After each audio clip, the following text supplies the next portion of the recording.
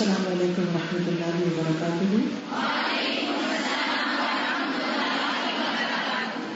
کیا حال ہے سب کا؟ الحمد للہ نحمده ونصلی علی رسولہ الکریم، اما بعد فاعوذ باللہ من الشیطان الرجیم، بسم اللہ الرحمن الرحیم، رب اشرح لی صدری ویسر لی امری واحلل عقدۃ من لسانی یفقہوا قولی۔ دنیا میں ہر شخص کامیاب ہونا چاہتا ہے، لیکن کامیاب ہونے کے لیے کچھ کام کرنے پڑتے ہیں، کچھ عادات اپنانی پڑتی ہیں، کچھ کوششیں کرنی پڑتی ہیں۔ ہم سب تمنا تو رکھتے ہیں، لیکن یہ نہیں سوچتے کہ اس تمنا کی تکمیل میں، ہاں وہ کسی بھی چیز کی تمنا، کسی بھی تمنا کی تکمیل میں کرنا کیا ہوتا ہے، اس پر توجہ نہیں دیتے۔ بحیثیت مسلمان ہم سب اپنی منزل جنت سمجھتے ہیں، لیکن جنت تک پہنچنے کے لیے، اس اصل کامیابی کو حاصل کرنے کے لیے ہمیں کیا کرنا ہے اور مستقل بنیادوں پر کیا کرنا ہے، استقامت کے ساتھ مسلسل جدوجہد اور مسلسل کوشش کس چیز کی کرنی ہے؟ وہ ہے اللہ سبحانہ وتعالیٰ کی رضا، اللہ کو راضی کرنا، ہر وہ کام کرنا ہے جس سے وہ خوش ہو جائے، اور ہر اس چیز سے بچنا ہے جس سے وہ ناراض ہو۔ اب آپ دیکھیے کہ چھوٹا سا بھی کوئی کام کرنا ہو تو اس کے لیے سب سے پہلا اسٹیپ کیا ہوتا ہے؟ کیا کرتے ہیں؟ کیا کرتے ہیں؟ نیت کرتے ہیں، ارادہ کرتے ہیں، پھر کیا کرتے ہیں؟ پلاننگ، بالکل پلاننگ کرتے ہیں۔ جو لوگ کسی بھی کام، کسی بھی اہم موقع سے پہلے پراپر پلاننگ کرتے ہیں اور پورے غور و فکر کے ساتھ ساری چیزوں کا احاطہ کرتے ہیں اور پھر اس کو عملی شکل دیتے ہیں، وہ منزل تک پہنچ جاتے ہیں اللہ کے فضل اور اذن سے۔ لیکن جو لوگ بغیر پلاننگ کے سفر شروع کر دیتے ہیں، پھر ان کا حال کیا ہوتا ہے؟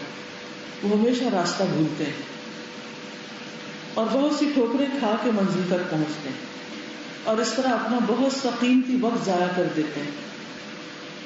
ایک شخص جس کا نام اسٹیون کوے ہے، اس نے ایک کتاب لکھی ہے جس کی تقریباً 1.5 کروڑ کاپیاں بکی ہیں، چند سو چند ہزار میں 1.5 کروڑ، اور وہ کتاب ہے مختلف لوگوں کے ماضی کے، حال کے، مختلف علاقوں کے، مختلف جگہوں کے، مختلف کاموں اور پروفیشن سے تعلق رکھنے والے لوگوں کے حالات کا جائزہ لے کر ان پر اسٹڈی کر کے، تو اس شخص نے 7 ایسی چیزوں کی نشاندہی کی ہے کہ جن چیزوں کو اگر لوگ اختیار کر لیں تو وہ کامیاب ہو سکتے ہیں۔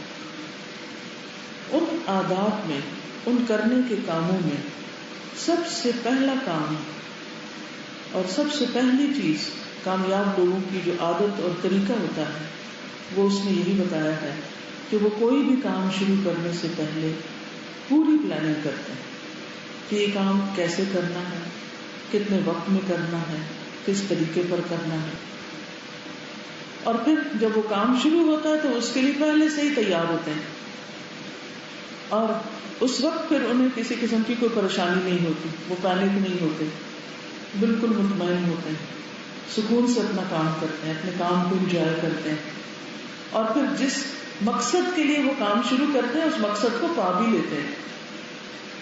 ایسا نہیں کہ اللہ سبحانہ وتعالیٰ نے کامیابی صرف چند لوگوں کے حصے میں لکھ دی ہے اور باقیوں کو حصہ نہیں دیا اس میں سے۔ سب کو صلاحیتیں دی، سب کو سننے، بولنے، دیکھنے، غور و فکر کرنے کی صلاحیت دی ہے، مواقع دیے ہیں، زندگی دی ہے، صحت دی، بے شمار چیزیں دی، بے شمار نعمتیں ہر ایک کے پاس ہیں۔ لیکن ایسا کیوں ہے کہ کچھ لوگ اسی وقت میں، اسی زندگی میں، انہی صلاحیتوں میں بہت کچھ کر جاتے ہیں، اور کچھ لوگ صرف وقت ضائع کر کے دنیا سے رخصت ہو جاتے ہیں۔ تو اس کو اگر ایک چھوٹے پیمانے پر دیکھا جائے، مثلا آج کے اس پروگرام کی تیاری اور پلاننگ، کہ آپ نے سوچا کہ آپ نے یہاں آنا ہے، تو تو آپ نے کس کس چیز کا بندوبست کیا؟ آپ سب خواتین ہیں، سب سے پہلے تو یہ دیکھا ہوگا کہ اس وقت میں جب میں گھر سے باہر ہوں گی تو میرے گھر کے کام کون کرے، پھر میں کس طرح جاؤں گی، کس وقت پہنچنا ہے، کس وقت وہاں سے نکلنا ہے، بعد میں کیا کرنا ہے، اور پھر سب سے بڑی بات یہ کہ وہاں جا کر کیا کرنا ہے، وہاں سے کیا لے کر آنا ہے۔ مثلاً اگر آپ بازار جاتے ہیں اور آپ کے پاس کوئی لسٹ ہی نہیں، کوئی سوچ ہی نہیں کہ کیا خریدنا ہے، تو پھر آپ کیا کریں گے؟ وہاں جا کے گلی گلی پھریں گے، دکان دکان گھومیں گے، اور اس کے بعد کیا لے کر آئیں گے؟ ہو سکتا ہے ادھر ادھر کی کچھ چیزیں اٹھا لیں اور گھر آئے تو کہ وہ تو یاد ہی نہیں رہی، فلاں چیز بھی مجھے چاہیے تھی، وہ تو لی ہی نہیں۔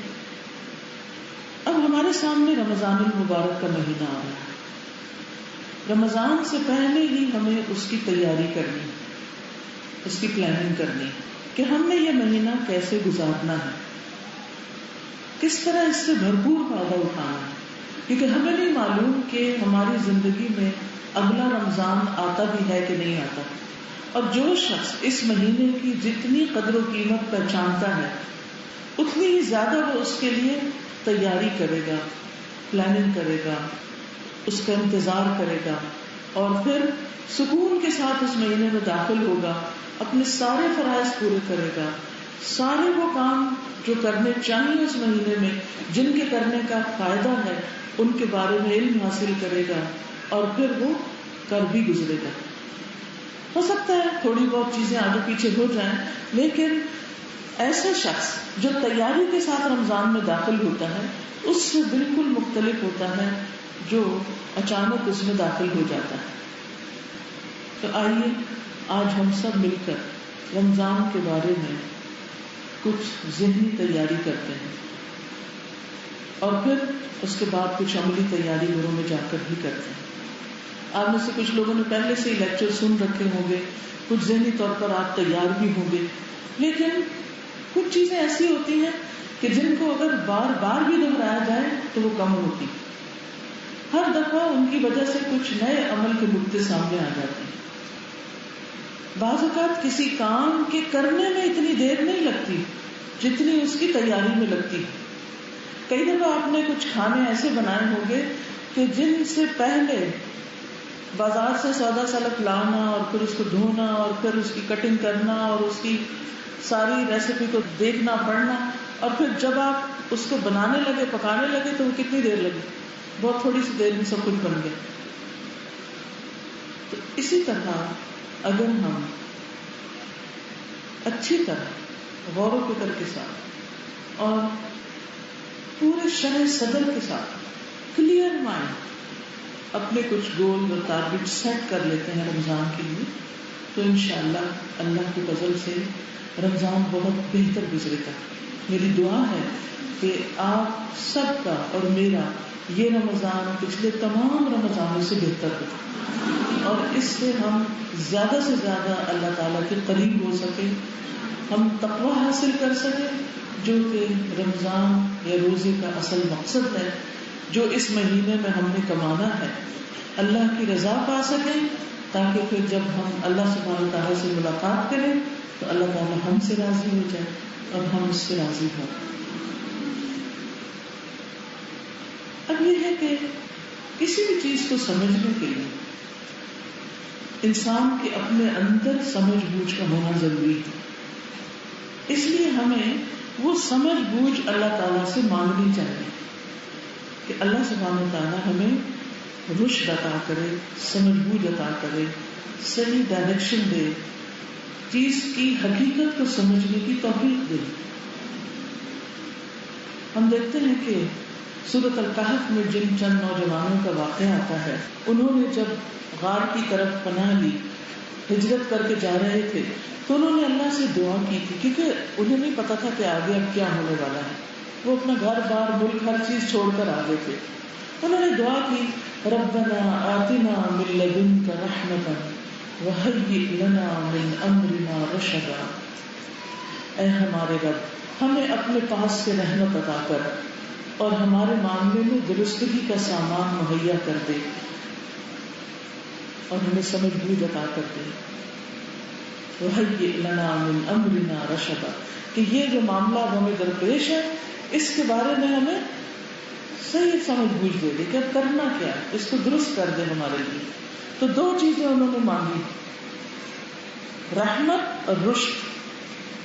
تو ہم بھی رمضان کے لیے کیا مانگتے ہیں کہ اللہ ہم پر اپنی رحمت نازل فرما اور ہمیں رشد عطا فرما کہ ہمیں اب کرنا کیا ہے اور کیسے کرنا ہے. صحابہ کرام جو تھے وہ رمضان کی آمد سے کافی پہلے اس کے لیے تیاری شروع کر دیتے. شعبان کے مہینے میں جو روزے رکھنے کا حکم ملتا ہے، جو قرآن کی تلاوت لوگ پہلے سے زیادہ شروع کر دیتے تھے، اس کا بھی مقصد یہی تھا کہ جب رمضان آئے تو ہم تیار ہو چکے ہیں، روزہ رکھنے کے بھی عادی ہو چکے ہوں اور قرآن مجید بھی زیادہ پڑھنے کی عادت پڑ چکی ہو جو عام دنوں میں ہمیں نہیں ہوتی. تو شعبان کا مہینہ پورا پریپریشن کا مہینہ ہے. کس کی پریپریشن؟ رمضان کی پریپریشن. لیکن افسوس یہ کہ ہم لوگ شعبان کو بھی اسی طرح گزار دیتے جس طرح سال کے باقی مہینوں کو گزارتے ہیں اور اس کے لیے پوری طرح تیاری نہیں کرتے. پھر آپ دیکھیے کہ رشد اور ہدایت جو ہے اس کا جو اصل سورس اور منبع ہے وہ قرآن مجید ہے. اس بات کو ان جنوں نے بہت جلدی سمجھ لیا تھا جنہوں نے صرف ایک بار قرآن سنا تھا. انہوں نے کیا کہا؟ انا سمعنا قرآنا عجبا یہدی الی الرشد فآمنا بہ.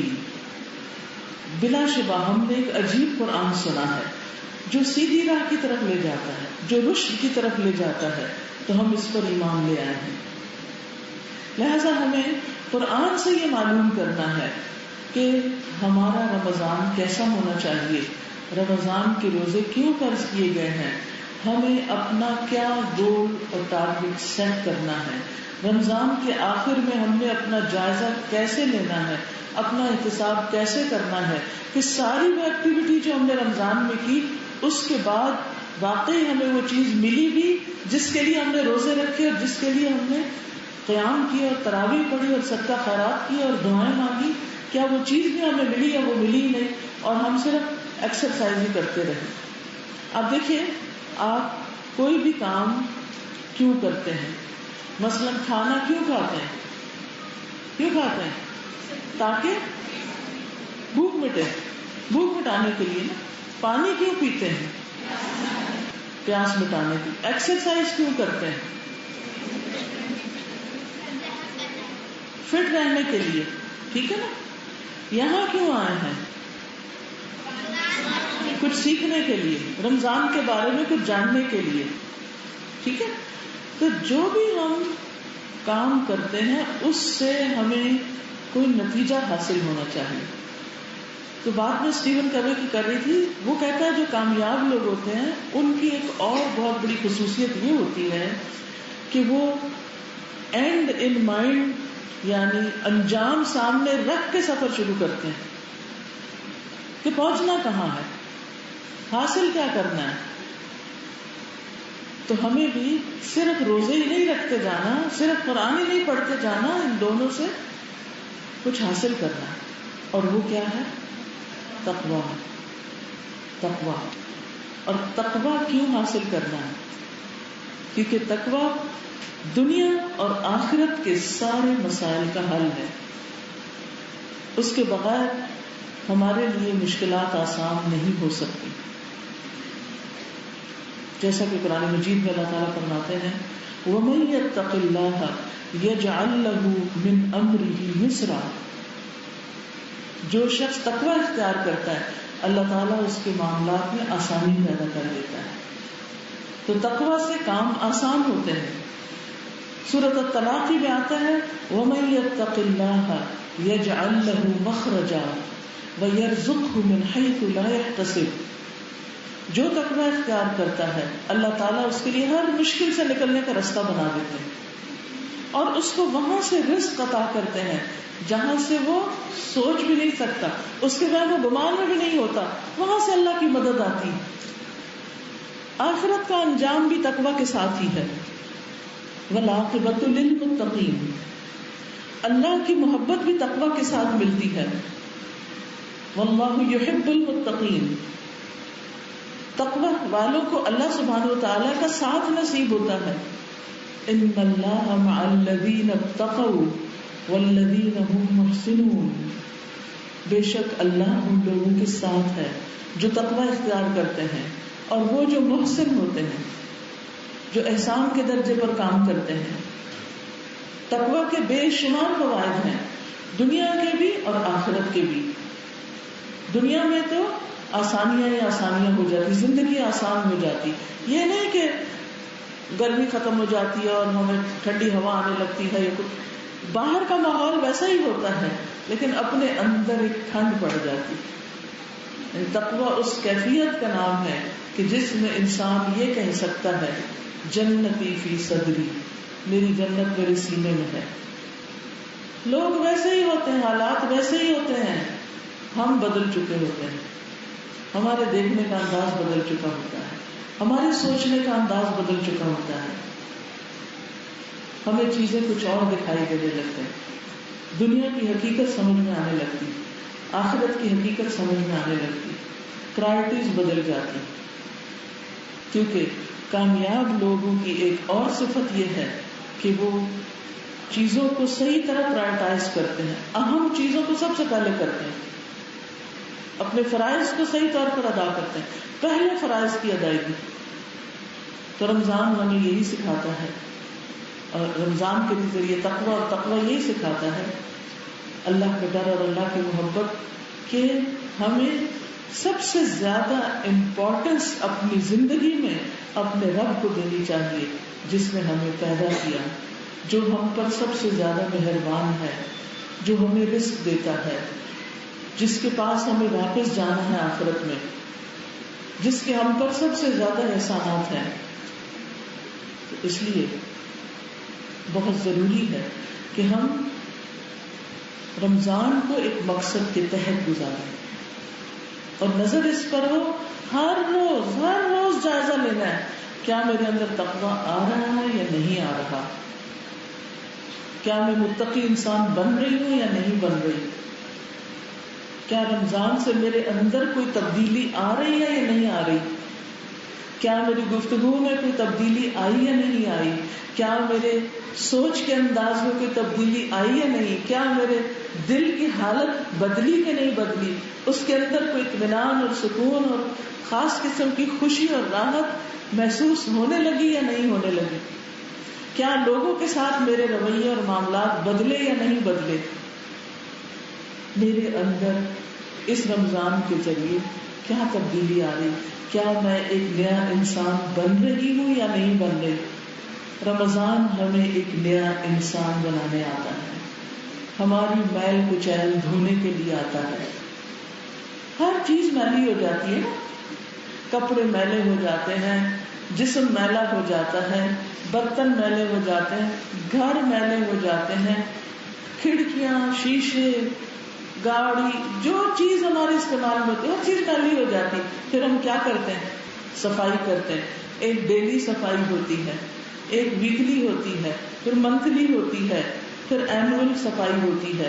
مجھے نہیں معلوم آپ لوگوں کا کوئی ایسا اسکیجول ہے یا نہیں گھر کے اور باقی معاملات کو صحیح کرنے کا، لیکن جو سمجھدار لوگ ہوتے ہیں ان کو میں نے اسی طرح کام کرتے دیکھا کہ انہوں نے پوری پلاننگ کی ہوتی کہ روز مرہ کی بنیاد پہ کیا کیا کرنا ہے، ہر ہفتے کیا کرنا ہے، ہر مہینے کیا کرنا ہے، سال میں کیا کرنا ہے. اب آپ دیکھیں مومن بھی ہر روز کیا کرتا ہے؟ نماز پڑھتا ہے نا، کیونکہ متقین کی پہلی عملی صفت کیا ہے؟ الذین یؤمنون بالغیب، تو ایمان کی حالت ہے نا. دوسری کیا ہے؟ وَيُقِيمُونَ الصَّلَاةَ، نماز بھی تقویٰ پیدا کرتی. یہ متقی نماز کو قائم کرتا ہے. ٹھیک ہے. اچھا، پھر ویکلی صفائی کیسے ہوتی ہے؟ کوئی پتہ نہیں. جمعہ، الجمعۃ الی الجمعۃ کفارۃ ما بینہما، جمعے سے جمعے تک جو کچھ ہوتا ہے وہ اس کے لیے جمعہ پر کفارہ بن جاتا ہے. یعنی جمعے کے دن کے خاص اعمال، سورۃ کہف کا پڑھنا، مرد خاص طور پر مسجد میں حاضر ہو کر خطبہ سنتے ہیں، جمعہ پڑھتے ہیں. عورتوں کے لیے بھی منع نہیں ہے، افسوس کہ ہمارے یہاں جگہ ہی نہیں ایسی. آپ اس کی جگہ کیا کرتے ہیں, کوئی درس وغیرہ کی مجلس اٹینڈ کر لیتے ہیں, کوئی اور اس طرح کے پروگرام رکھ لیتے ہیں کہ جس سے آپ کی ویکلی صفائی ہوتی رہتی. پھر اسی طرح جمعے کے دن ہم نہاتے ہیں, دھوتے ہیں, نیل کٹنگ کرتے ہیں, باقی اپنے جسم کو صاف ستھرا کرتے ہیں.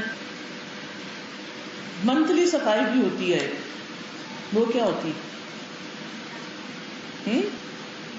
منتھلی بھی ہوتی, ہر مہینے کے 3 روزے, ٹھیک ہے نا, ہر مہینے کے 3 روزے ایام 20 کے جو ہیں 13, 14, 15, ان کا فائدہ کیا ہے؟ کسی کو معلوم ہے کہ اس سے نتیجہ کیا نکلتا ہے؟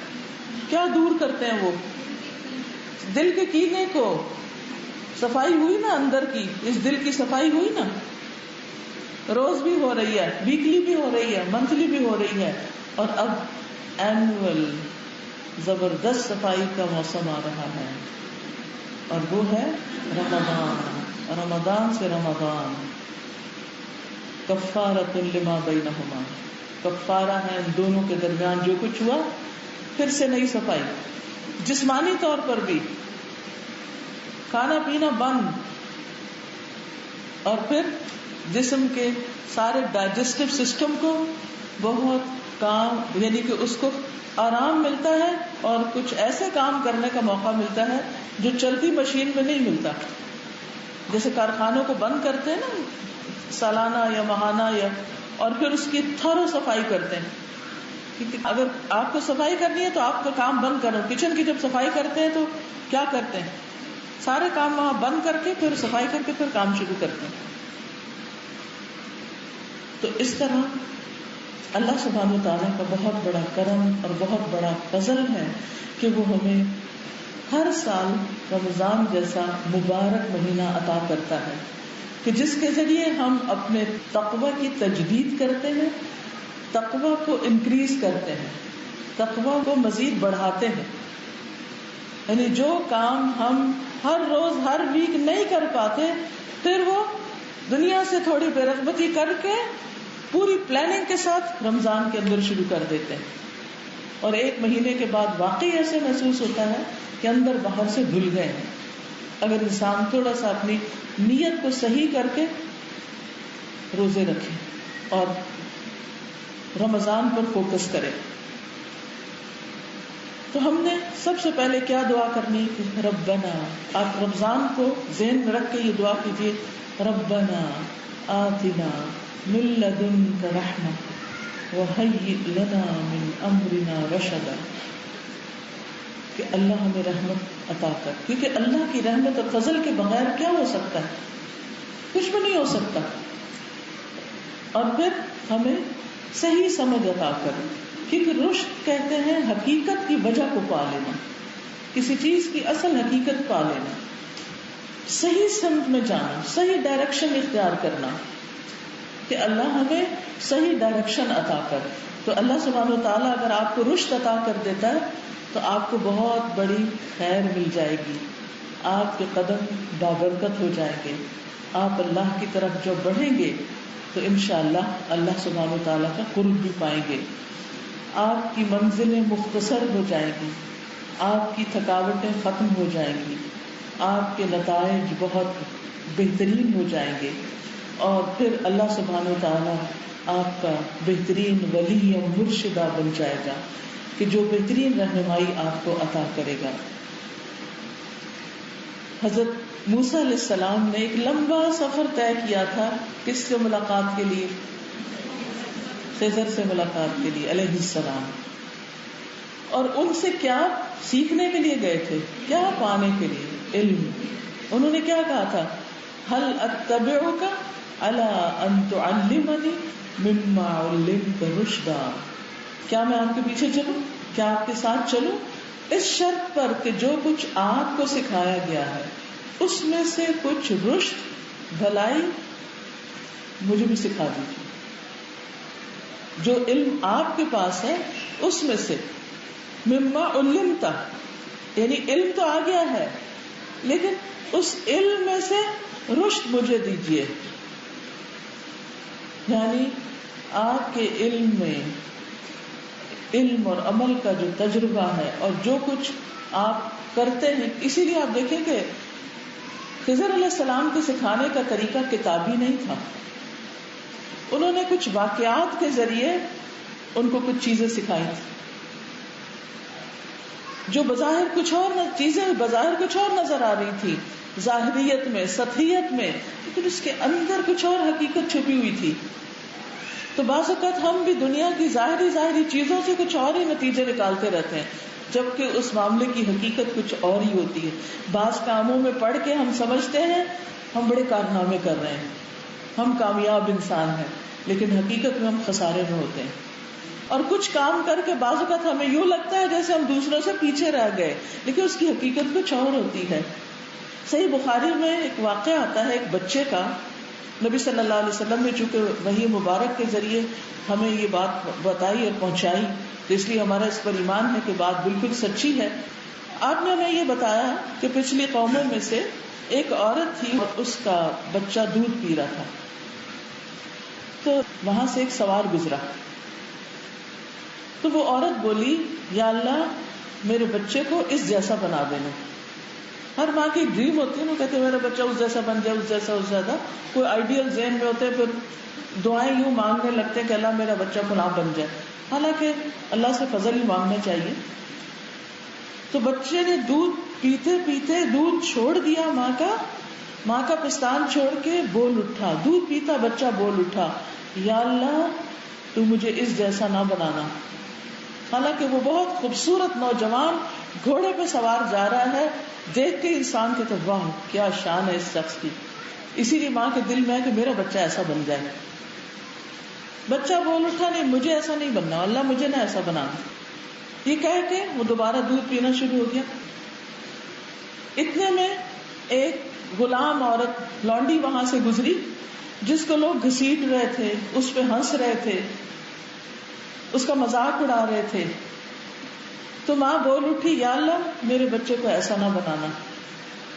بچے نے دودھ پینا چھوڑ کے پھر کہا یا اللہ مجھے اس جیسا بنانا. کیوں؟ اس لیے کہ جب لوگ اس عورت کے ساتھ برا کر رہے تھے تو وہ صرف کہہ رہی تھی حسبی اللہ حسبی اللہ حسبی اللہ. پہلا شخص جو تھا وہ مومن نہیں تھا، دنیاوی اعتبار سے بہت کامیاب تھا لیکن اس کے اندر ایمان نہیں تھا. دوسری عورت دنیاوی اعتبار سے بالکل ناکام تھی ہمارے پیمانوں کے مطابق، لیکن وہ اللہ کو یاد کر رہی تھی. حسبی اللہ مجھے اللہ کافی ہے. بظاہر دیکھنے میں اس کا کوئی اسٹیٹس نہیں، کوئی اس کو کوئی امپورٹنس نہیں دے رہا. بچہ کہتا ہے مجھے اس جیسا بنانے، اس جیسا ایمان مجھے نصیب ہو. اب آپ دیکھیں کہ ہماری آنکھیں دنیا کو کیسے دیکھتی ہیں. جو بظاہر چمکتی دمکتی خوشنما خوبصورت بڑی بڑی چیزیں نظر آتی ہیں اس سے بڑے امپریس ہو جاتے ہیں اور ہم تمنا کرنے لگتے ہیں. جیسے قارون کو دیکھ کر لوگوں نے کیا تمنا کی تھی، یا لیت لنا مثل ما اوتی قارون انہ کان لذو حظ عظیم. کاش ہمارے پاس بھی وہی ہوتا جو قارون کے پاس ہے، تو بڑے نصیبے والا ہے، بڑی قسمت والا ہے. لیکن علم والے جو جن کے اندر کچھ رشد تھی انہوں نے کیا کہا اس موقع پر؟ جی اللہ کا ثواب زیادہ بہتر ہے، جو اللہ کے پاس ہے وہ زیادہ اچھا ہے، تم یہ مانگتے ہو. آج آپ دیکھیں ہم سب بھی دعائیں مانگتے ہیں تو صرف کس چیز کی دعا مانگتے ہیں؟ صرف دنیا کے مسائل کا حل مانگتے ہیں، صرف بچوں کے لیے دنیاوی کامیابی کی دعائیں مانگتے ہیں، ان کی آخرت، ان کی ہمیشہ کی زندگی، ان کے لیے جنت، ان کے لیے دین کی سمجھ بوجھ، اس کے لیے کتنے لوگ ہیں جو دعائیں مانگتے ہیں. تو بعض اوقات ہمیں بڑی باتیں پتہ بھی ہوتی ہیں، علم بڑا بڑا ہوتا ہے، مگر رشد نام کی شے نہیں ہوتی ہمارے پاس، چیزوں کی حقیقت نہیں پتہ ہوتی، ظاہر کی نظر سے آگے نہیں گزرتے، صرف وقتی اور چھوٹی چھوٹی کامیابیوں کو کامیابی سمجھ کے بھول جاتے ہیں اور اپنی ساری انرجی اسی میں لگا دیتے ہیں اور آخرت کے لیے کوئی تیاری نہیں کرتے، حتیٰ کہ موت کا وقت آ جاتا ہے اور پاس کچھ نہیں ہوتا. تو اللہ نہ کرے کہ ہم دنیا سے جاتے ہوئے حسرت سے ہاتھ ملتے جائیں کہ یا اللہ میں اپنی آخرت کے لیے کچھ کر لیتا. تو بڑا موقع آ رہا ہے کہ ہم اپنی آخرت کے لیے کچھ کر سکیں.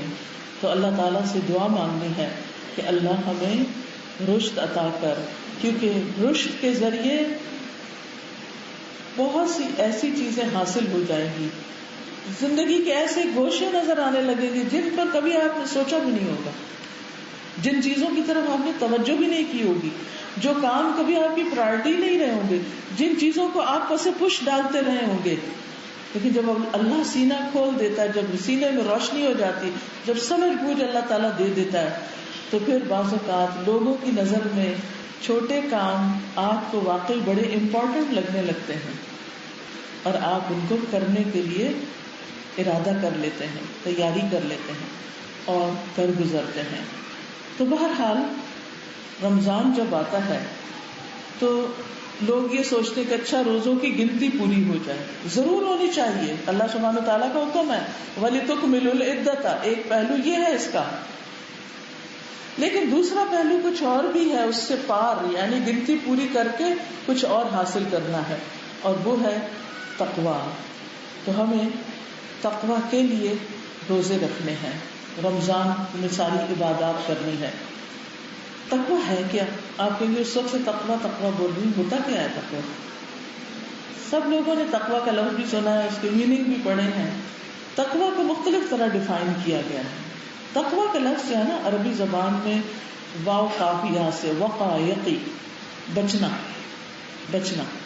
یعنی انسان کے اندر ایسی قوت پیدا ہو جائے روزہ رکھ کے، ایسی اس کی تربیت ہو جائے، ایسی ٹریننگ ہو جائے کہ روزوں کے بعد یا روزوں کے درمیان بھی اس کے اندر ایسی ایمانی قوت جاگ اٹھے کہ جس کی وجہ سے وہ اللہ کی نافرمانی سے بچنے لگ جائے، گناہوں سے بچنے لگ جائے، گناہوں سے رک جائے، اور نتیجتاً آخرت کے عذاب سے بچ جائے، ناکامی سے بچ جائے. تو روزہ ایسی قوت پیدا کرتا ہے انسان کے اندر، مسلسل ٹریننگ اور تربیت سے. کس چیز کی ٹریننگ ہو رہی ہوتی ہے؟ مثلا آپ بھوکے پیاسے ہیں، روزے میں کھانا پینا ایک سرٹن ٹائم سے صبح سے شام تک، اب سخت بھی پیاس لگی، پانی رکھا ہوا ہے، کوئی نہیں دیکھ رہا، آپ آرام سے پانی پی سکتے ہیں اور باہر جا کے کہہ سکتے ہیں میں روزے سے، لیکن آپ رک جاتے ہیں پانی پینے سے، کیونکہ آپ کو پتا ہے کہ اگر میں نے پانی پی لیا تو میرا روزہ نہیں ہوگا. تو یہ جو رکنا ہے نا، بچنا، جیسے پانی سے بچنا ہے نا، ایسے ہی کس سے بچنا ہے؟ ہر گناہ سے بچنا ہے. جو چیز غلط ہے اس سے بچنا ہے، اس سے ایسے دور بھاگنا ہے جیسے انسان کسی شیر سے بھاگتا ہے کہ یہ مجھے نہیں کرنا. نہ صرف یہ کہ بڑے بڑے گناہ یا سامنے نظر آنے والے، بلکہ جھوٹ، چغلی، غیبت، لوگوں کا مذاق اڑانا، لوگوں کے ساتھ برا سلوک، کسی کے ساتھ زیادتی، ظلم، ان سب چیزوں سے بھی بچنا. اگر تو روزے کی وجہ سے ہم جھوٹ بولنے سے بچ رہے ہیں تو گویا تقویٰ پیدا ہونا شروع ہو گیا ہے، کیونکہ روزہ ہمیں سکھا رہا ہے بچنا بچنا بچنا، بچ کے احتیاط احتیاط احتیاط، بی کیئرفل. اب پانی سے بچ رہے ہیں، پیاس سے، شدید پیاس کے باوجود، خواہشات کی تکمیل سے بچ رہے ہیں، ٹیمپٹیشن کے باوجود. کیوں بچ رہے ہیں؟ کیوں روک رہے ہیں اپنے آپ کو اس سے؟ تو حلال ہے پانی، کیونکہ اللہ نے منع کیا ہے کہ نہیں پینا روزے میں. تو کیا جھوٹ، چغلی، حرام خوری، رشوت، سود، اس سے اللہ نے نہیں منع کیا ہوا؟ کیا خیال ہے؟ جادو، شرک، ناحق کسی پہ الزام تراشی، تہمتیں، دوسروں کو اذیت دینا، اس سے اللہ نے نہیں روکا؟ اس سے بھی تو روکا ہے نا اللہ نے، اس سے کیوں نہیں بچتے؟ بھئی کس قسم کا روزہ رکھا ہوا؟ حدیث میں آتا ہے من لم یدع قول الزور والعمل به فلیس للہ حاجۃ ان یدع طعامہ وشرابہ. جس نے روزہ رکھ کے جھوٹ بولنا اور جھوٹ پہ عمل کرنا نہیں چھوڑا، اللہ کو اس بات کی کوئی ضرورت نہیں کہ کوئی اپنا کھانا پینا چھوڑ دے. اسی لیے دوسری حدیث میں فرمایا کم من صائم لیس له من صیامہ الا الظمأ، کتنے ہی روزہ دار ایسے ہیں جن کو روزے سے سوائے بھوک پیاس کے کچھ حاصل نہیں ہوتا. ایک روایت میں جوع کا لفظ ہے، کہیں ظمأ کا لفظ ہے. تو اور بعض اوقات پیاس لفظ بول کے بھوک پیاس دونوں ہی اس کا ترجمہ ہو سکتا ہے. یعنی کچھ لوگ سوائے بھوک پیاس کے روزے سے کچھ نہیں اچیو کرتے، انہیں یعنی تقویٰ نہیں ملتا. جس کے لیے روزہ رکھوایا گیا تھا وہ نہیں ملا ان کو، وہ بس بھوکے پیاسے رہے، کیونکہ انہوں نے مقصد تو حاصل ہی نہیں کیا تھا. وہ ظاہری ایکسرسائز کے پیچھے تو گئے ہی نہیں تھے، جس چیز کو حاصل کرنے کے لیے انہوں نے یہ سفر شروع کیا تھا وہ تو ملا ہی نہیں.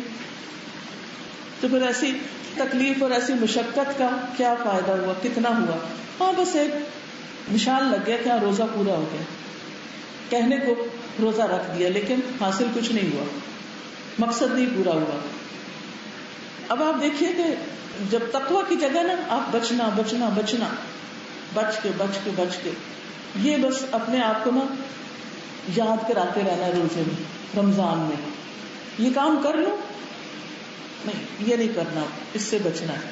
فضول باتیں، لغو باتیں، گھنٹوں فون پر، واٹس ایپ پہ، میسجنگ پہ، فیس بک پہ، ٹی وی کے آگے، ادھر ادھر لغویات، بے مقصد بیکار چیزیں. جو کامیاب لوگ ہوتے ہیں ان کی جو ہیبٹس ہوتی ہیں ان میں سے ایک یہ ہوتی ہے کہ وہ جو موسٹ امپورٹنٹ چیز ہوتی ہے نا اس کو سب سے زیادہ اہمیت دیتے ہیں. تو اگر ہمیں یہ پتہ چل جائے کہ ہماری زندگی میں موسٹ امپورٹنٹ کیا ہے تو غیر ضروری چیزوں پر ہم اپنا پرائم ٹائم نہیں لگائیں. اب مثلا صبح کا وقت ہے، آپ نے روزہ رکھ لیا ہے تو قرآن مجید میں آتا ہے ان قرآن الفجر کان مشہودا. روزے میں سب سے بہترین کام جو کرنے کا ہے وہ قرآن کا پڑھنا. اب اگر ہم قرآن اٹھانے کی بجائے فون اٹھا لیتے ہیں سب سے پہلی چیز، پھر کیا ہوگا؟ جب فون کھلے گا تو پھر کیا کچھ کھل جائے گا. چند سال پہلے یہ مسئلہ کوئی نہیں تھا، فون ہم اس وقت صرف اٹھاتے تھے جب بیل بجتی تھی، جب کوئی فون کرتا تھا تو ہم اٹھاتے تھے. لیکن اب کیا ہوتا ہے، اب کوئی فون کرے یا نہ کرے ہم خود اٹھا کے لوگوں کو شروع ہو جاتے ہیں. اور جب ایک دفعہ وہ کھل جاتا ہے پھر اس کے بعد آپ دیکھیں گھنٹہ تو کہیں گیا ہی نہیں نا. کسی نے کوئی لنک بھیج دیا اس کو دیکھنے بیٹھ گئے، کسی نے کوئی یوٹیوب کی چیز بھیج دی اس کو دیکھنے، وہاں سے کچھ اور مل گیا ادھر دیکھنے بیٹھ گئے، کہیں کچھ کسی نے کسی چیز کی دعوت دے دی، کہاں سے کہاں سے کہاں سے کہاں. ایک گھنٹہ اس کے اندر گھوم گھما کے دیکھا، اوہ اب تو وہاں جانے کا کام کا وقت ہو گیا، ادھر چلو ادھر چلو ادھر چلو، یہ وقت قرآن پڑھنے کا. جس کا رمضان اس طرح گزر رہا ہے اس نے تو کچھ نہیں کمایا. پھر تو پہلی چیز فون، مجھے امید ہے کہ آپ میں سے اکثر لوگ اسے ایروپلین موڈ پہ یا اس کو بند کر کے سوتے ہوں گے، ٹوٹل بند نہیں، اس کو آف کر کے. اور صبح اپنے اوپر لازم کر لیجئے سوائے شدید ایمرجنسی کے اس بلا کو ہاتھ ہی نہیں لگانا. یہ کسی مصیبت سے کم نہیں ہے، بہت فائدے ہیں اس کے، اس سے خیر بھی حاصل ہوتی ہے، لیکن قرآن سے امپورٹنٹ نہیں ہے. یہ قرآن سے زیادہ قیمتی نہیں ہے یہ، ورنہ آپ کی رشد غائب ہے. اگر واقعی آپ کو رشد مل گئی نا تو آپ کو یہ بات سمجھ آ جائے گی کہ میں نے صبح نماز کے بعد پہلا کام یہ کرنا ہے کہ قرآن اٹھانا ہے، قرآن پڑھنا ہے. جو بھی اللہ نے مجھے توفیق دی ناظرہ کھول کے دیکھ کے پڑھنے کی، کیونکہ جو شخص یہ چاہتا ہے کہ اسے اللہ اور اس کے رسول صلی اللہ علیہ وسلم سے محبت ہو جائے، اسے چاہیے کہ مصحف سے دیکھ کے پڑھے، قرآن کھول کے پڑھے، چاہے آپ حافظ قرآن ہی کیوں نہیں، دیکھ کے اس کو پڑھیں اور روزانہ کا. کیونکہ ہم کہتے ہیں میں پڑھ رہی ہوں مجھے وہ سورت ملک آتی ہے، میں ذرا لیٹ جاؤں اور آرام بھی کر لوں، سورت ملک بھی پڑھ لوں. کیا ہوتا ہے، کتنی پڑھتے ہیں؟ پھر جب لیٹ کے پڑھتے ہیں تو کتنا پڑھتے ہیں؟ ہوتی ہے پوری، آدھے میں نیند آ جاتی. تو ہمیں پہلی چیز، سب سے پہلا کام دن کا، چاہے تھوڑا وقت ہو، کیونکہ بعض لوگ کے بچے چھوٹے ہوتے ہیں نا، وہ ادھر قرآن اٹھانے لگتے ہیں، ادھر بچہ رو پڑتا ہے، ادھر کچھ اور، کسی کو کچھ چاہیے کسی کو کچھ چاہیے. تو اگر وہ مسئلہ بھی ہے تو بھی آپ نے اس کو سامنے ہی رکھنا ہے کہ بس میں یہ جلدی سے ختم کر کے پکڑنا میں نے قرآن ہی ہے، پڑھنا ہے اس کو. پھر اسی طرح صبح شام کے اذکار ہیں، جو حفاظت کی دعائیں ہیں ان کو سورج نکلنے سے پہلے پڑھنا ہوتا ہے. تو بہت سے لوگوں کو دیکھا ہے کہ وہ بعد میں کتاب اٹھا کے بیٹھ کے پڑھ رہے ہوتے ہیں. بھائی یہ ٹائم نہیں اس کے پڑھنے کا. سورج نکلنے سے پہلے حفاظت ہے, بعد میں صرف دعائیں ہیں. جیسے صدقۃ الفطر, عید کی نماز سے پہلے صدقۃ الفطر ہے, بعد میں عام صدقہ ہے. تو ہر کام کا ایک وقت ہوتا ہے نا. ویلے دی نماز تے کبیلے دیا ٹکرا, تو وہ وقت گزر گیا تو پھر وہ فائدہ اور مقصد نہیں پورا ہوتا. تو ہمیں کیا کرنا ہے؟ بچنا ہے, مختلف چیزوں سے بچنا. اچھا, اور کیا چیزیں ہیں آپ کی زندگی میں آپ سب جانتے ہیں کہ جن میں آپ پڑ جائیں تو اس کے بعد کسی اور چیز کے لیے وقت بچتا ہی نہیں؟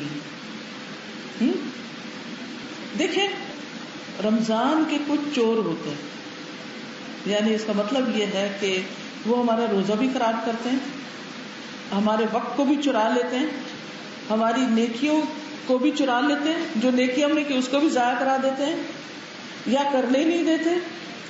تو ایسے چوروں سے بھی کانشیس رہنا, ٹھیک ہے. تو کچھ چیزیں ایسی ہیں کہ جن سے ہم نے محتاط رہنا ہے, کیونکہ یا وہ ہمارا وقت چرا لیں گی, یا وہ ہمارا اجر چرا لیں گی, یا پھر ہمیں تقوی حاصل نہیں کرنے دیں گی. سب سے پہلے نمبر پر تو یہ گیجٹس ہیں, چاہے موبائل ہے, چاہے ٹی وی ہے, چاہے اور چیزیں ہیں, یہ ہمارا وقت کھا جاتی ہیں. اب آپ کہیں گے اس میں بہت سے فائدے ہیں, لیکن آپ دیکھیے کہ کچھ چیزوں میں ضرور فائدے ہوتے ہیں, لیکن بعض اوقات ان کے نقصان ان کے فائدوں سے زیادہ ہو جاتے ہیں. پھر اسی طرح دوسری چیز, لغو, فضول, بیکار باتوں سے بچنا. کیونکہ بعض اوقات ہم روزہ کاٹنے کے لیے, وقت کاٹنے کے لیے, اپنا روزہ آسان کرنے کے لیے گپ شپ شروع کر دیتے ہیں. تو ہم نے فالتو باتیں نہیں کرنی, زیادہ باتیں نہیں کرنی, چاہے سامنے, چاہے فون پہ, چاہے واٹس ایپ پہ, یا کسی بھی طریقے سے, یا لکھ کے, یا ٹائپ کر کے, یا میسجنگ, یا ٹیکسٹنگ. ہم نے محتاط رہنا, بس ضروری بات, ایکسٹرا باتیں نہیں کرنی, کیونکہ اس سے ہمارا وقت چلا جائے گا اور کرنے کا کام رہ جائے گا. پھر ہے بازار جا کے صرف اسی وقت بازار جانا ہے جب واقعی بہت شدید ضرورت. کچھ چیزیں تو ہم رمضان سے پہلے ہی لے کے رکھ سکتے ہیں, کچھ ایسے روزمرہ لانی پڑتی ہیں. آپ کے ہسبینڈ جاب پر ہوتے ہیں, کام پر ہوتے ہیں, بعض اوقات آپ ہی کو جانا پڑتا ہے. لسٹ بنا کے رکھیں, ٹائم مقرر کریں, اور وہ جس میں رش کم ہو, اور فوراً جائیں اور آئیں. جانے اور آنے والی بات, ادھر ادھر سے وزے بسر کچھ نہیں دیکھنا ہو, ضروری چیزیں بس لینی. اور ویسے بھی آپ دیکھیں رسول اللہ صلی اللہ علیہ وسلم نے فرمایا اللہ کے نزدیک سب سے اچھی جگہ اس علاقے کی مسجدیں ہیں, اور سب سے بری جگہ اس کے بازار ہیں. اور ویسے بھی آپ دیکھیں کہ عورتوں کے بازار جانے سے پھر ان کے اپنے بہت سے فرائض جو ہیں ان میں بھی کمی آ جاتی. پھر بعض اوقات ہم مال ضائع کرتے ہیں وہاں جا کے, اسراف, فضول خرچی, اس سے بھی ہمیں منع کیا گیا ہے. بغیر ضرورت کی چیزیں خریدنا, یعنی کرنا کیا ہے, جانا ہے, کام کر کے فوراً واپس آنا ہے. تیسری چیز, راتوں کو بلا ضرورت جاگنا. تراویح کے بعد چاہے آپ 2 گھنٹے کے لیے سوئیں, 3 گھنٹے کے لیے سوئیں, کیونکہ اس وقت سال کی سب سے چھوٹی راتیں آ گئی ہیں نا, تو تھوڑا بھی وقت ہو تو آپ اس میں سوئیں, تاکہ رات کی جو نیند ہے نا وہ رات ہی کی نیند ہے, اور تھوڑی سی نیند بھی جو ہے اس سے آپ فریش ہو جائیں گے صبح کی عبادت کے لیے. ورنہ کیا ہوگا, دن کا ایک بڑا حصہ, بابرکت حصہ سوتے میں گزر جائے گا. حضرت عائشہ فرماتی کہ نبی صلی اللہ علیہ وسلم شروع رات میں سوتے, آخر رات میں بیدار ہو کے تہجد پڑھتے. چونکہ ہمارے عام طور پہ تراویح پڑھی جاتی, تو پھر اس میں یہ ہے کہ وہ اول رات میں ہوتی ہے, تو ہمیں بھی کیا کرنا ہے, اول رات میں پڑھ کے پھر اس کے بعد صبح سحری کے لیے اٹھنا ہے. پھر اسی طرح نبی صلی اللہ علیہ وسلم عشاء کے بعد باتیں کرنے کو ناپسند کرتے تھے, اور عشاء سے پہلے سونے کو ناپسند کرتے تھے. پھر اسی طرح سورج نکل رہا ہو جب, اس وقت سونے سے پرہیز کریں. آپ نے فرمایا جب بھی سورج چڑھتا ہے اللہ تعالیٰ کی ہر ایک مخلوق اس کے لیے تسبیح کرتی ہے. جس جس پہ کرنیں پڑتی ہیں سب تسبیح کر رہے ہوتے ہیں. لیکن شیطان اور اولاد آدم میں سے آتا قسم کے لوگ نہیں کرتے. میں نے سوال کیا کہ آتا لوگ کون ہوتے ہیں؟ فرمایا بدترین انسان، یا فرمایا اللہ کی مخلوق میں سے بدترین کو آتا کہتے ہیں. یعنی وہ اس وقت اللہ کا ذکر نہیں کرتے، اللہ کو یاد نہیں کرتے، اللہ کی تسبیح نہیں کرتے. وہ وقت بڑا قیمتی ہے. اس وقت کیا کریں؟ یعنی اسکیڈول کچھ اس طرح بنا لیں، اگر کوئی بہت شدید مجبوری نہ ہو کہ جس میں آپ کو پھر کام پہ جانا ہے یا نکلنا ہے گھر سے، تو تھوڑی سی نیند آپ کو چاہیے، تو سورج نکلنے سے پہلے آپ تھوڑا سا آرام کر لیں، یا پھر سورج نکلنے کے بعد اپنے اشراق پڑھ کے پھر تھوڑا آرام کر لیں، یا دوپہر کو کر لیں. کیونکہ راتیں بہرحال بہت چھوٹی ہیں، اگر آپ کی نیند نہیں پوری ہوگی تو بیمار ہو جائیں گے. تو اس کو اس طرح اسکیڈول کریں کہ آپ کو جو اصل میں ذکر اور عبادت کا وقت ہے وہ اچھا سا آپ کو مل جائے. اسی طرح خواتین کے لیے کچن میں ضرورت کا کھانا پکانا تو اجر و ثواب کا باعث ہے، اور جو کسی کو کھانا کھلاتا ہے اس کا تو آپ کو اجر پتہ ہی ہے کہ وَيُطْعِمُونَ الطَّعَامَ عَلَىٰ حُبِّهِ مِسْكِينًا وَيَتِيمًا وَأَسِيرًا، کہ وہ اللہ کی محبت میں یتیم، مسکین، قیدی کو کھانا کھلاتے ہیں. لیکن بہت زیادہ ڈشز بنانے میں اپنا سارا وقت لگا دینا اور ساری آفٹرنون اسی میں لگا دینا، اس سے بچے. ٹھیک ہے، نیوٹریشس ضرورت کا کھانا ہو جس سے آپ کے اندر کمزوری پیدا نہ ہو، آپ صحیح طرح روزہ رکھ سکیں، صحیح تراویح آگے پڑھ سکیں، وہ اعتدال کے ساتھ کھانے میں حرج نہیں. لیکن کوئی بھی ایسا کھانا کہ جس کے بعد آپ اتنے تھک جائیں کہ تراویح نہ پڑھ سکیں، اور پھر آپ کی طبیعت خراب ہو یا آپ کو نیند بہت زیادہ آئے، تو اس سے بچنے کی ضرورت ہے. ایسے میں آپ دیکھیں رسول اللہ صلی اللہ علیہ وسلم نماز سے پہلے تازہ کھجوروں سے روزہ افطار کرتے. اگر تازہ کھجوریں نہ ہوتی تو خشک کھجور تناول فرماتے، یہ بھی نہ ہوتی تو پانی کے چند گھونٹ پی لیتے.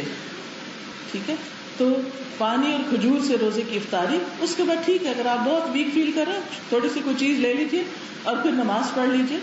اسی طرح سحری میں بھی اتنا کہ جس سے آپ اپنے دن کا کام چلا سکیں اور آپ صحیح طور پر عبادت کر سکیں، اس کو ضرور کھائیں. لیکن اسراف اور کثرت اور صرف چٹپٹے کھانوں کے پیچھے ہونا یہ درست نہیں. پھر اسی طرح یہ ہے، رسول اللہ صلی اللہ علیہ وسلم نے فرمایا ان قریب میری امت میں ایسے لوگ آئیں گے جو قسم قسم کے کھانے کھائیں گے، طرح طرح کے مشروب پیئیں گے، رنگا رنگ کپڑے پہنیں گے، فضول باتیں زیادہ کریں گے. یہی لوگ میری امت کے بدترین لوگ ہیں. یعنی انہیں اپنے مقصد سے، اپنے کاموں سے، عبادت سے کوئی غرض نہیں، بس ان کی ساری زندگی صرف انہی چیزوں کے گرد گھوم رہی. پھر اسی طرح زبان کی بد احتیاطی، اس سے بھی بچنا ہے. کم بولنا ہے، کم گفتگو ایمان کی علامت ہے، اور ایمان کی درستگی زبان کی درستگی پر منحصر ہے. انس بن مالک سے روایت ہے کہ رسول اللہ صلی اللہ علیہ وسلم نے فرمایا کسی کا ایمان درست نہیں ہوتا یہاں تک کہ اس کا دل درست ہو، اور اس کا دل درست نہیں ہوتا یہاں تک کہ اس کی زبان درست ہو جائے. تو تقویٰ کہاں ہوتا ہے؟ دل میں. اور اگر زبان درست نہیں تو دل میں تقویٰ آ ہی نہیں سکتا. تو زبان کو خیر کے علاوہ ہر چیز سے بند رکھنا ہے.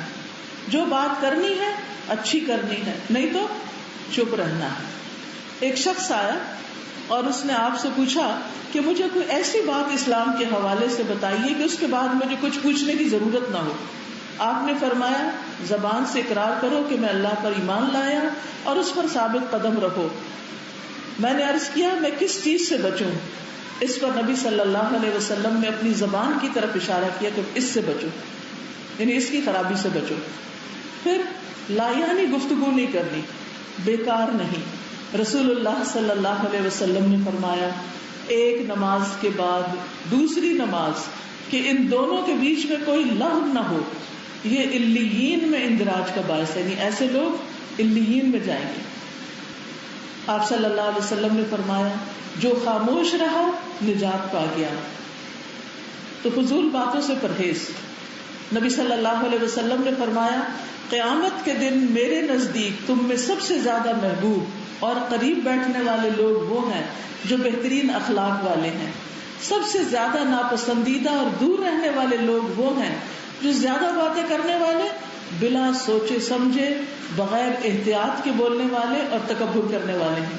صحابہ نے عرض کیا یا رسول اللہ صلی اللہ علیہ وسلم، بہت باتونی اور زبان دراز کا تو ہمیں علم ہے، یہ تکبر کرنے والے کون ہیں؟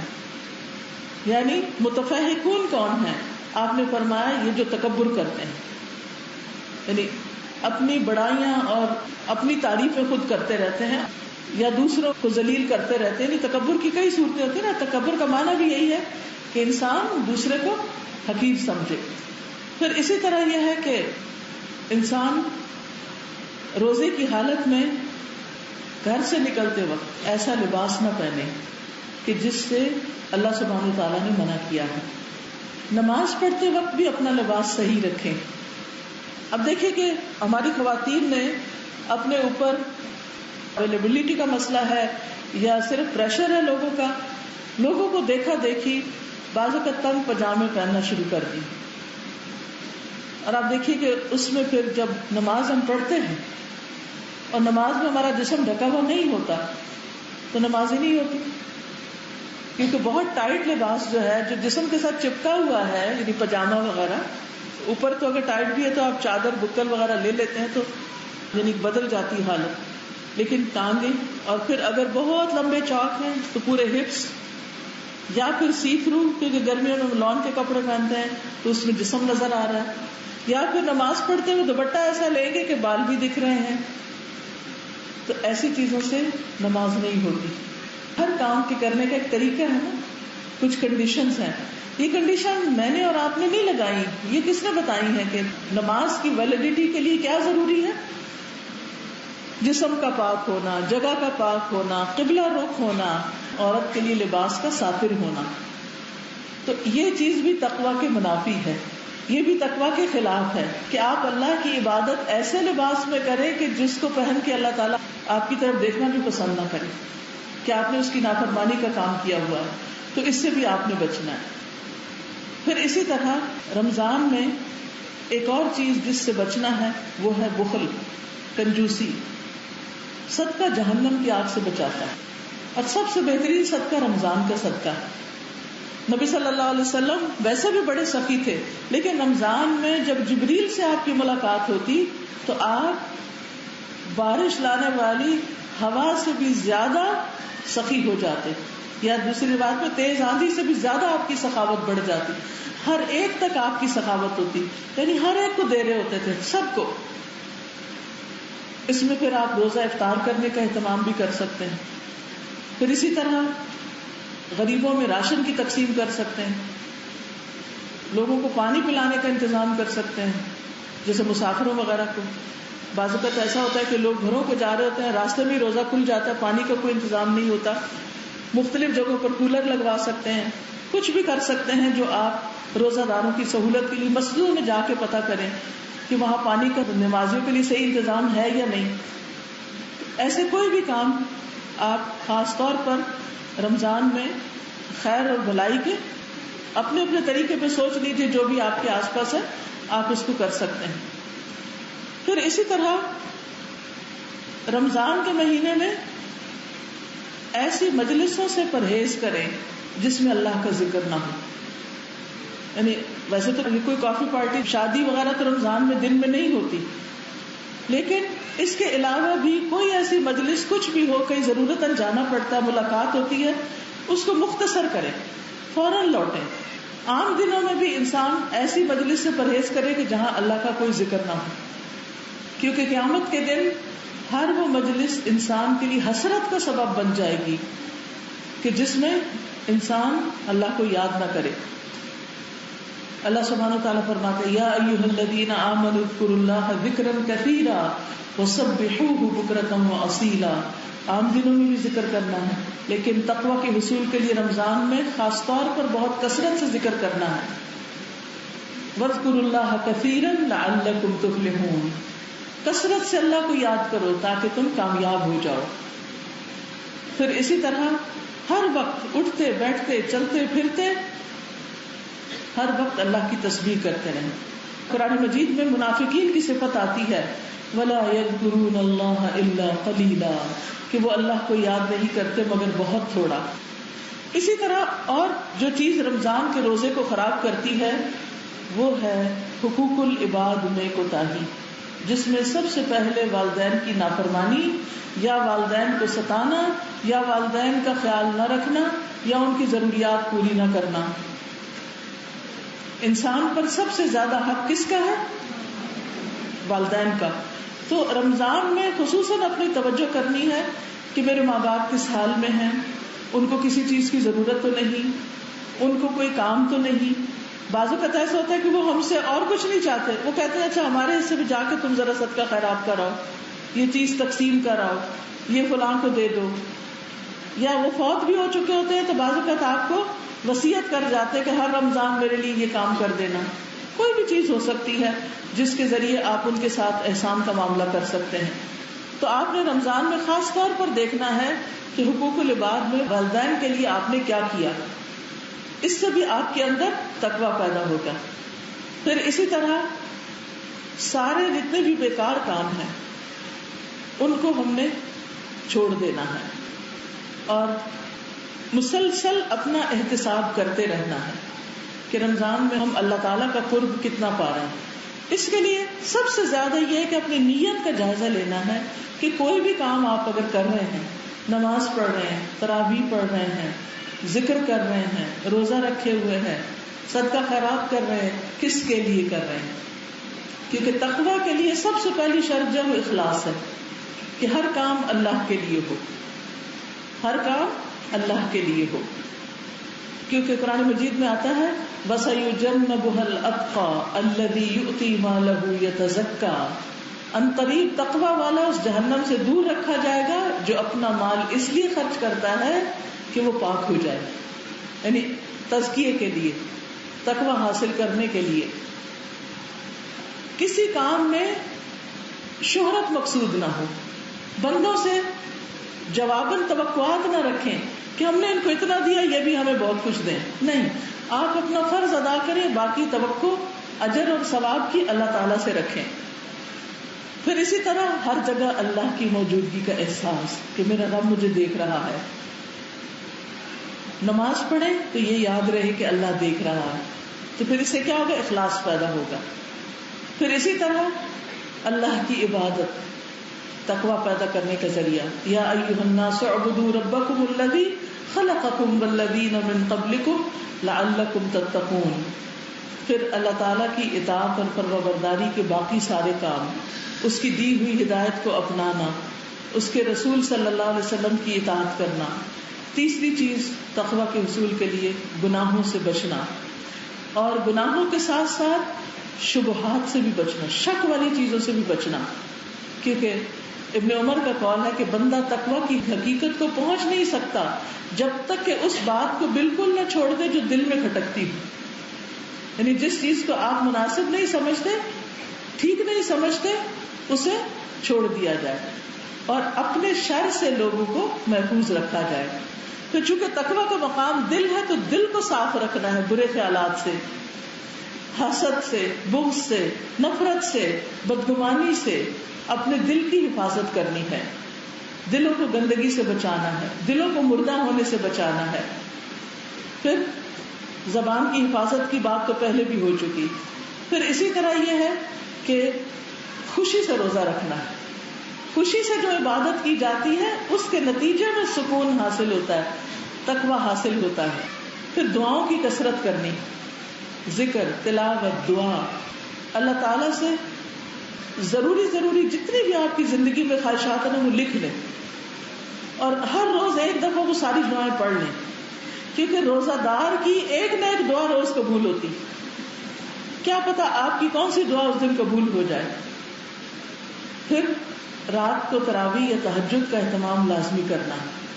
آخری عشرہ جو ہے اس کے لیے بھی تیاری کرنی ہے کہ اس سے پہلے باقی اور بھی کام یعنی کہ سمیٹ کے آخری عشرے میں عبادت پر فوکس کرنا ہے تاکہ جو کوئی کمی کوتاہی رہ جائے وہ اس میں پوری ہو جائے. باقی جہاں تک روزے کے احکامات کا تعلق ہے اور مزید کاموں کا، تو انشاءاللہ شہر رمضان کتاب جو آپ کے پاس ہو، اس میں ہر ٹاپک پہ حدیثیں اور قرآن کی آیات بھی ہیں اور اس کے ساتھ کرنے کے کام ٹپس بتائی گئی. کچھ لوگوں کے ہاتھ میں بھی مجھے نظر آ رہی ہے. آپ کے پاس کس کس کے پاس ہے؟ اچھا ماشاءاللہ کافی لوگوں کے پاس ہے. ٹھیک ہے، تو میں نے کچھ چیزیں تو اس کتاب میں سے ذکر کی ہیں لیکن ساری چیزیں نہیں کی، کیونکہ میں چاہتی ہوں کہ آپ لوگ ساتھ ساتھ خود پڑھ کے اپنے کرنے کے کام کرتے رہیں. تو اللہ سبحانہ تعالیٰ سے دعا ہے کہ وہ ہمیں واقعی رمضان ختم ہونے پر تقوی عطا کر دے اور ہم پہلے سے بہترین انسان بن جائیں، اچھے انسان بن جائیں، اور اللہ تعالیٰ ہم سب کی نمازیں، روزہ اور صدقہ خیرات اور دعائیں قبول کر لیں. آپ سب کا بہت شکریہ. جزاکم اللہ خیرا. بارک اللہ فیکم. سبحانک اللہم و بحمدک، اشہد ان لا الہ الا انت، استغفرک و اتوب الیک. السلام علیکم ورحمۃ اللہ وبرکاتہ.